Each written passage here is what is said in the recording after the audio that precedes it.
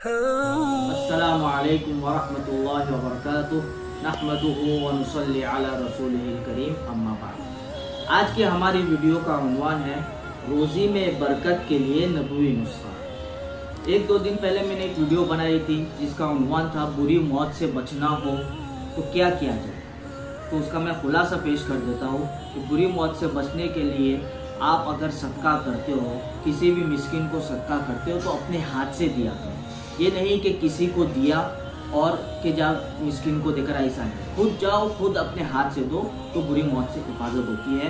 और ये बिखरे मोती के अंदर से मैंने मजमून लिया था, अभी बिखरे मोती में से ये मजमून ले रहा हूँ और इंशाल्लाह थोड़ी थोड़ी वीडियो में डालता रहूँगा। और बिखरे मोती के ही मजमून इंशाल्लाह समझ लो एक तरीके से बिखरे मोती की तालीम है।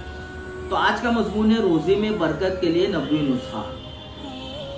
घर में दाखिल होकर आप घर में जब भी दाखिल हो या अपनी दुकान में दाखिल हो या फिर ऑफिस में दाखिल हो तो सलाम कीजिए, चाहे कोई हो या ना हो। और सलाम भी थोड़ी बुलंद आवाज से, अपने मन में नहीं, थोड़ी बुलंद आवाज से कम अपने कान सुन सके, ठीक है।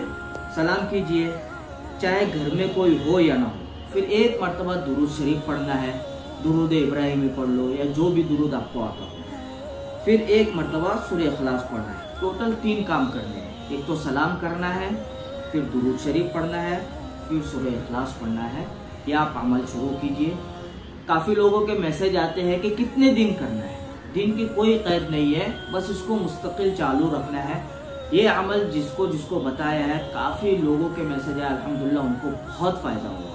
और इसी तरीके के मज़ामीन बिखरे मोती में से इंशाअल्लाह हम आपके सामने लाते रहेंगे। इसलिए हमारे चैनल के साथ जुड़े रहिए, सब्सक्राइब कर लीजिए, बेल आइकन को दबा दीजिए। इंशाअल्लाह अच्छी चीज़ें आपके सामने लाते रहेंगे। अल्लाह ताला हम सबको अमल करने की तौफीक अता फरमाए। व आखिर दावाना अनिल हम्दुलिल्लाहि रब्बिल आलमीन।